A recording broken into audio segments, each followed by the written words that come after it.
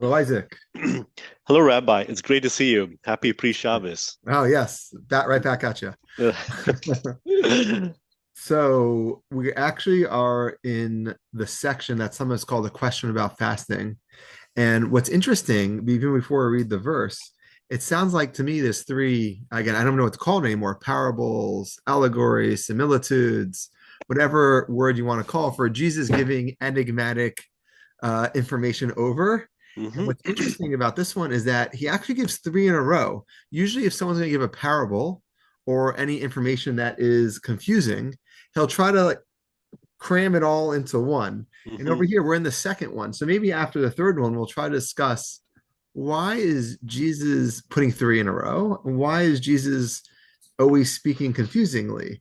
And the question is, why does Jesus speak so enigmatically? It was actually asked by disciples, which, if we ever get to chapter 13, verse 10, we'll see that disciples came and asked him, why do you speak to them in parables?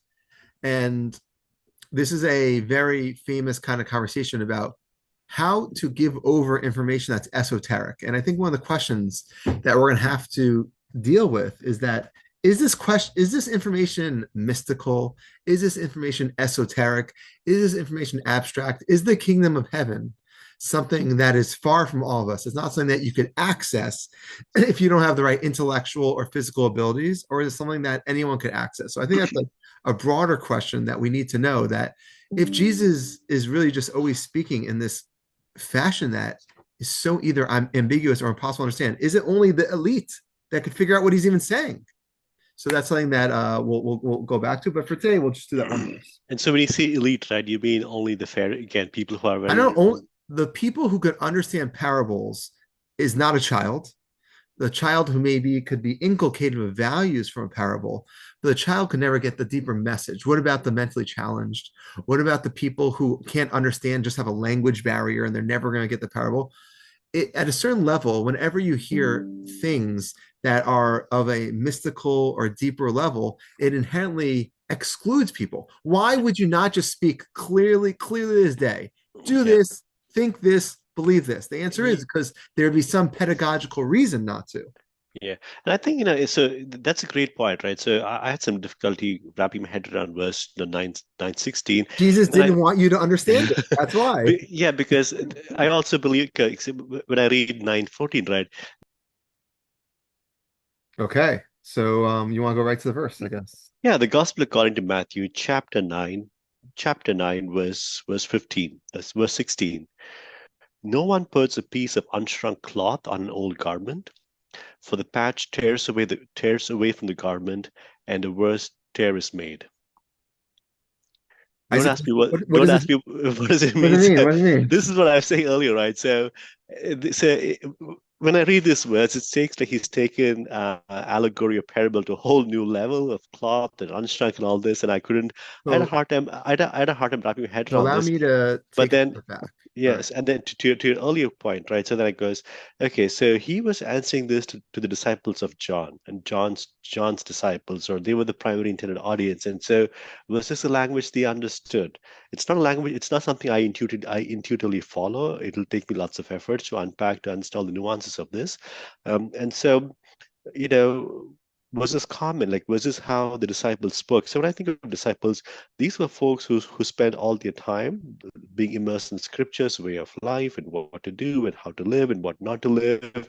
And John lived a very, and John, in a sense, lived a very, a different kind of life, as you discussed, right? He lived in the desert. It had what camel's hair, ate honey, wild honey, and so I think the term used was it's more of an ascetic lifestyle. So anyway, I would love your thoughts on this. What do you think of this? I mean, so it was directed to them. Was this the way they spoke and kind of what this meant?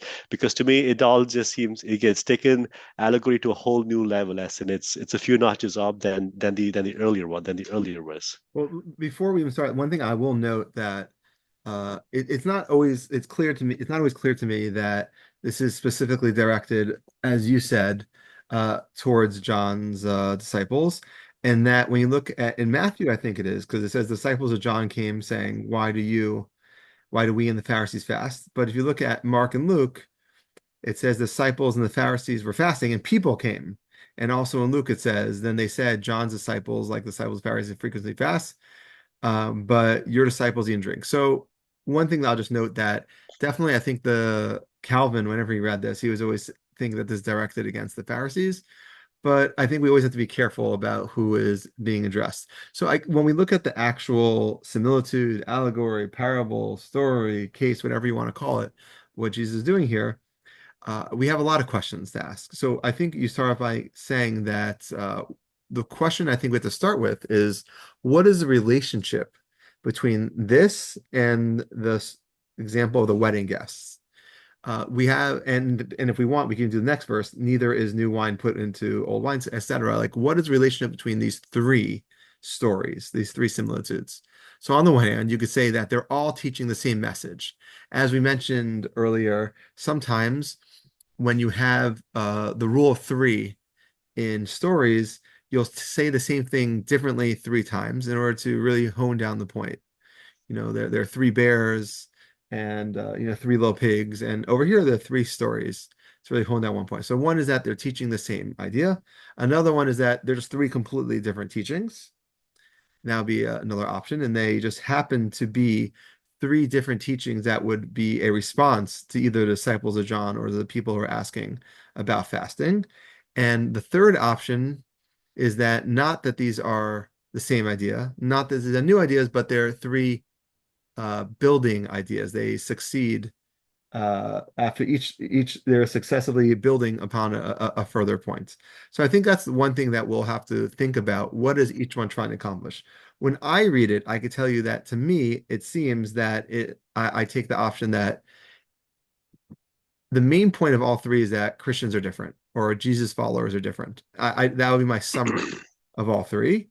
People who follow the sectarians who follow Jesus are different in many different ways. And then all three of these are explaining different ways that various ways that they are different. That's how I read it. The first one, I think, if anything, I struggled when I look back about what we did with verse 15.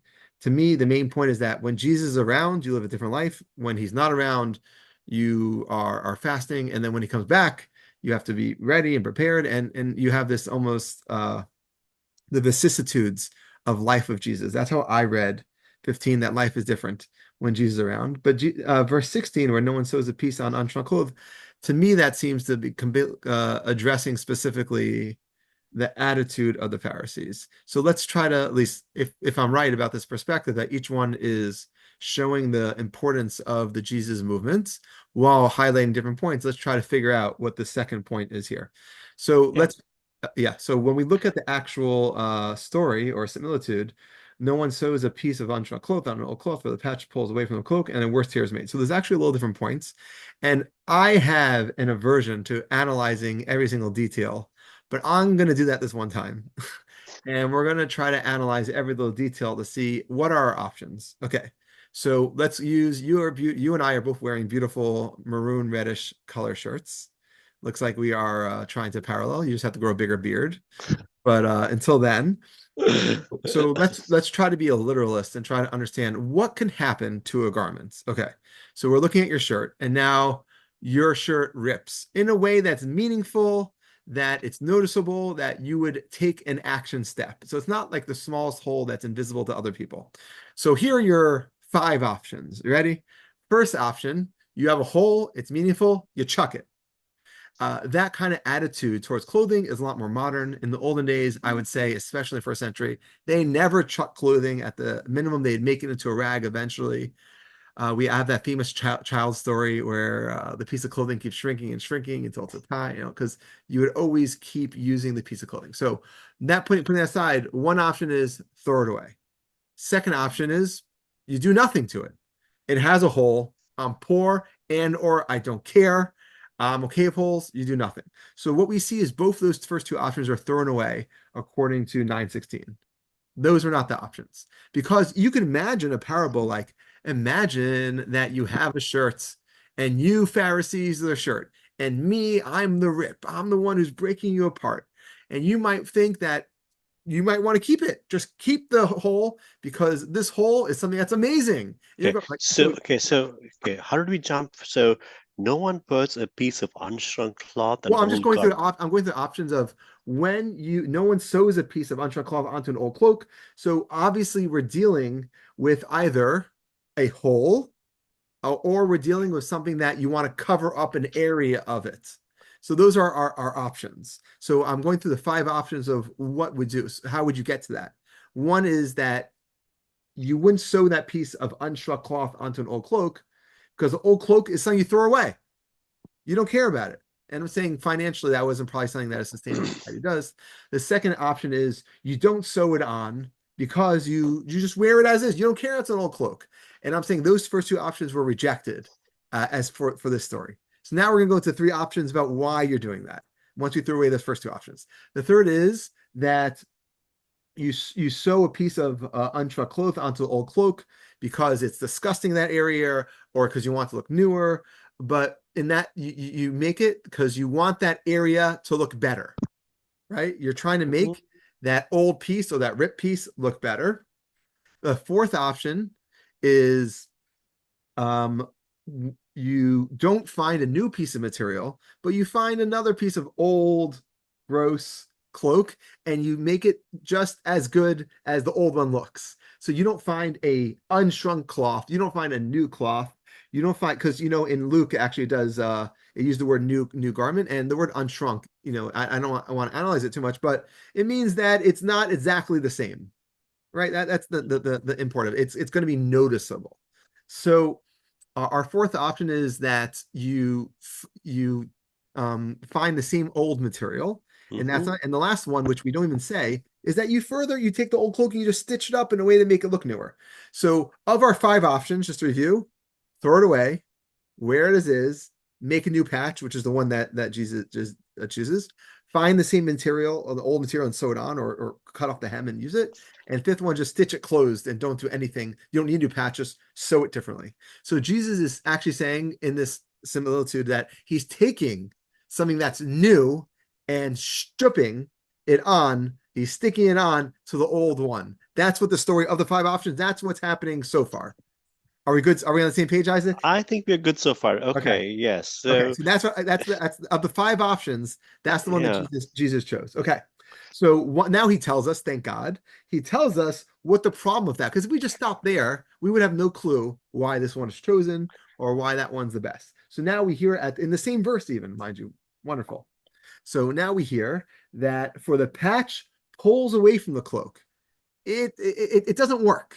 No matter what you do, when you have this new patch and you put it on the old one, first of all, I wouldn't think it pulls away. I think it starts ripping or whatever. But he actually says the language of it's pulling away. It's getting away from it. It's not AKA in Luke. We see the new one will not be the new one will tear. It's not going to work. So the symbol of the parable is that when you put a new piece of cloth on the old one, it's not going to work. And then it finishes. It could have stopped there. Each level could have stopped. It gives us three pieces of information. We go a little farther and a worse tear is made. Oh, this is the best part. So we have something that's old, not working. We stick a patch on it. That patch is beautiful. It's nice. It's working. But what happens? It's a different material. It's not gonna be sewn in right. It's not gonna work. So it's gonna start falling off, but it doesn't fall off. It starts ripping apart the other one. And the other one slowly gets destroyed. Okay. I think anyone, when they hear this, could work out what the parable is, right? If you're addressing this to the Pharisees, you guys are the old torn cloak. You have your ways. On this new amazing patch. It's working. I'm doing some great things. If I just am stuck to you, which could happen, we can merge our sectarian groups into one group. You could have your just like in the Talmud, we have the two schools of Beit Shammai, Beit Hillel. Both of them are just schools of thought in the Talmud, and they both work out. Some people keep this, some people keep that, and they all live happily ever after. Jesus is saying we could live next to each other, but we can't live happily ever after. can't do happily ever My after. ways are so different. My patch is so beautiful. It's so new. It's so unshrunk. It's so much of a different material that when you stick it onto this garment, not only is it going to tear, not only is it not going to be a match, it's going to be visible to everyone who sees it a mile away. It's going to ruin the old one. The Pharisee tradition will be destroyed if you just say that I am part of the Pharisee tradition. So therefore, the answer to the question about fasting is I don't have my followers don't have to fast Hmm. because we can't just be part of your movement. Your Hmm. movement will be destroyed and my movement will be destroyed. We have to Hmm. be separate. So ostensibly, this is definitely similar to the story of the bridegroom, but different. The bridegroom story was focused on we can't be the same because my movement people, they see me around and they have to live a different life. And then the next step on top of that, which is a higher level, not only they see me, but if we even tried to be one sectarian movement under the Jewish umbrella, it would be a failure. We are so different, so special, so great. We wish you well. We're not saying that your movement has to end, Pharisees. Go fast, go keep your old cloak. That's fine. But for us, we would rip you apart because we're so innovative, so creative, so awesome. So we're going to be a separate sectarian movement.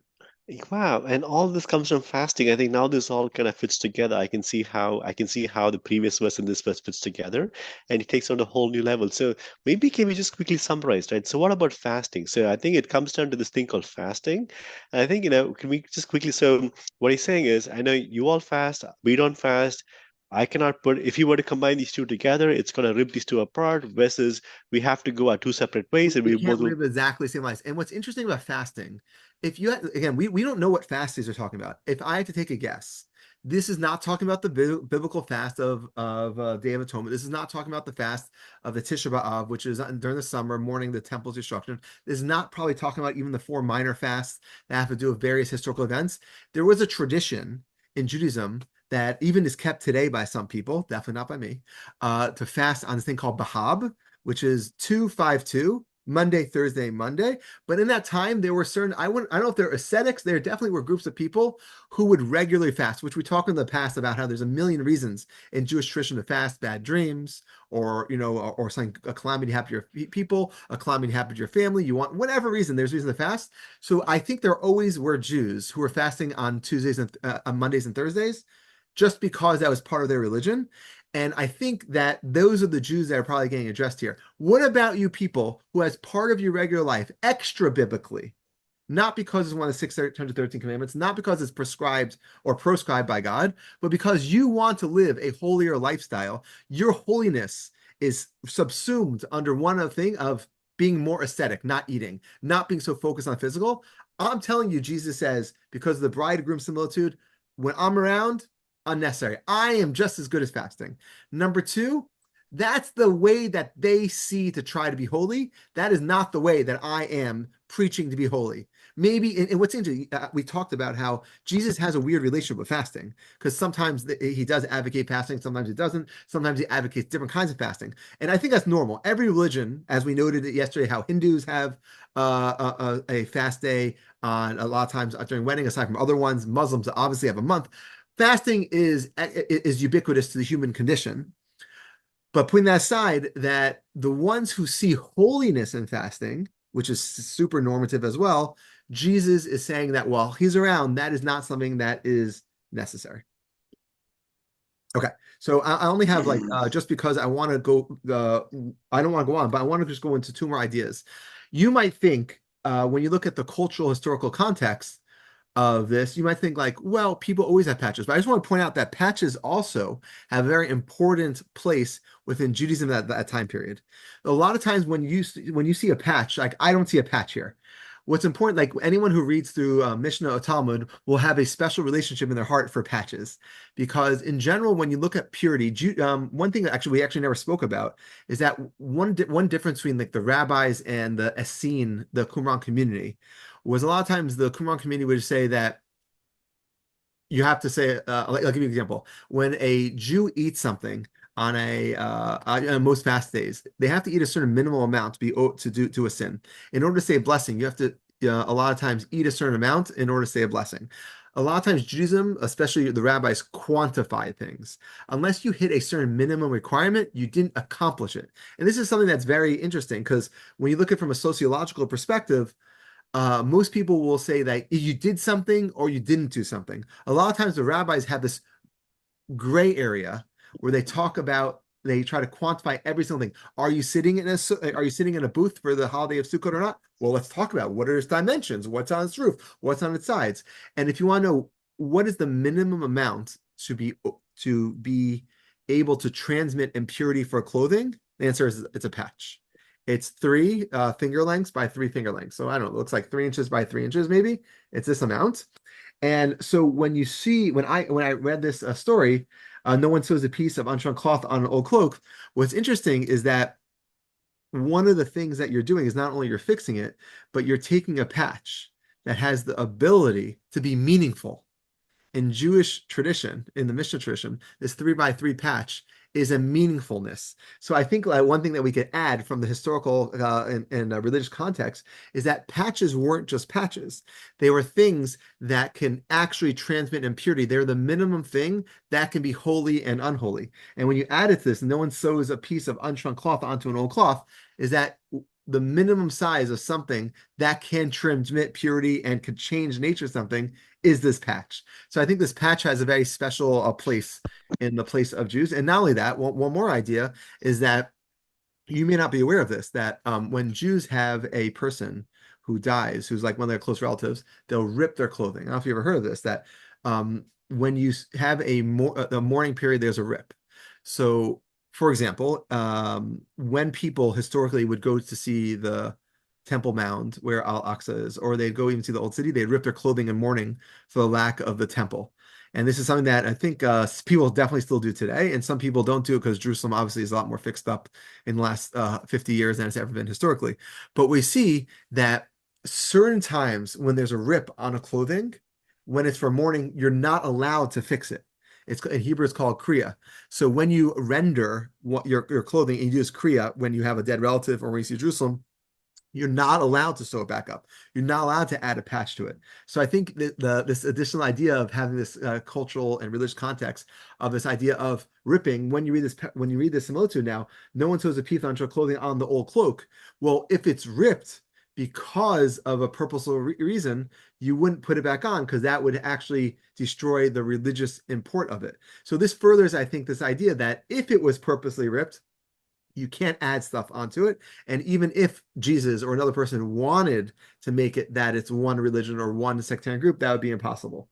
So I think those two elements of this idea of a patch and idea of ripping definitely add to this background of having clothing that there might have been a lot of additional reasons that this similitude that we don't see anymore about how it disallows us from really fixing it. And if anything, I think one thing that we keep talking about is what was Jesus trying to accomplish? Was he coming to change the law, abolish the law, keep the law, update the law? So this is another example, I think, that we would put under the category of a rejectionist perspective towards the Pharisees. I wish them well. When Calvin read this account, Calvin points out the Pharisees were using fasting as a way to create division between Jesus and John. And obviously Calvin is always going to look for the negative in the Pharisees. But if you view one of the things that we don't really, you and I have struggled to understand is why is John's disciples coming with the Pharisees' disciples? The answer is because they are more similar in their attitude towards fasting than the Christians. So if you imagine John's groups in the middle and Pharisees over here and Jesus over here, if anything, you and I understand that Jesus would want to subsume the John group under him eventually. So there might have been this internal first century struggle of three sectarian groups about how to pull one of them into it. Because one of the things that we're noting in this is that, and it'll be worse for the tear, the patch when it's pulled away from the cloak. And then the day that Jesus is trying, probably, to pull the John disciples into his group more, or at least would be okay with it. But the Pharisees, at least it seems to me that he's trying to wish them well. So this actual internal struggle of how these different groups will flow and meld and build into one another, it's obviously doesn't get concretized for hundreds of years after this text is written. But right now, there probably would have been some internal debate about, well, if Jesus is saying that he doesn't have to fast, and John is a baptizer who said Jesus is coming along, well, maybe is he telling us not to fast? Is he telling us maybe Don't I worry think so much about what the Pharisees are saying. yeah, so Rabbi, so I mean that's a great thank you for highlighting that. Right? So we have the Pharisees on one side, Jesus on the other side, John in between, and John's disciples in between. And so if any, the Pharisees want to come through John and Jesus is trying to kind of pull in John's clouds with them, going back to fasting, right? So we also mentioned where John's food was just wild honey and a locust and wild honey in the sense that as an ascetic lifestyle, they were focused on minimizing the pleasures of life, either clothing, food, Or ownership in that case. so Everything he got was in the wild. wild, right? And so, but does it also speak to the underlying theme, the broader theme that the diet you eat, fasting, is a way of character, of improving yourself, and in that sense, right, was Jesus kind of turning the heels, like subversive in the sense, saying it's not about fasting, it's about me. It's about me, or it's about being with me, or trusting me, or whatever you want to call it, right? And so, I definitely think that'd be a fine explanation. At the end of the day, food is such an important part, as we said, of the human experience that anyone tries to divorce food from the human experience is kind of missing. Like you can't stop eating, mhm, no matter what. Even when we mentioned that idea about Sadok, who for 40 years just sucked on a fig. He was still sucking a fig. He couldn't completely separate himself from the physical world. And let's not forget what verses happen. What's the story right before this? Jesus is having a banquet right before this. mhm, So I don't think Jesus has an anti-food rhetoric, but I do think that he has that, as you're saying, that food is secondary. But I think that any normal person would say food is secondary. The people who are fasting, I think they're saying because food is secondary. At the end of the day, anyone who says food is the raison d'etre of the world, I think is gonna, and that's how animals are, right? Animals, it's food first. mhm. There's actually a famous Talmudic text that says that you have to feed your animals before yourself because animals that's what matters, And but it says if you have to drink, you should drink before you feed an animal because drinking for humans is like the most important thing. You could go a day without eating, but once by day two without drinking, it becomes very problematic. So food is always going to be on our minds, no matter what we do every day. Food, sleep, bathroom. There's certain things that are the the the elements that are just the human experience. So I think Mhm. it's normal for Jesus to talk about it, and it's normal for him to say that's secondary, as you're saying. But I think it always has to be part of the conversation. Yes, it is. Yes. Well, thank you for unpacking this. Now, I think now this makes so much more sense as to how all these verses fit together in fasting, and how he builds this one on top of the other, or how 16 fits on top of verse 14 and 15, or how the progression from Just 14 to wait till the next 16. one. We're gonna have to hear Me the too. next progression. Okay. Okay, we'll call it a day, Isaac. Well, Rabbi, on that note, have a great pre-Shabbos or have a great Shabbos in a few hours, and talk soon. Thanks, Rabbi. Uh,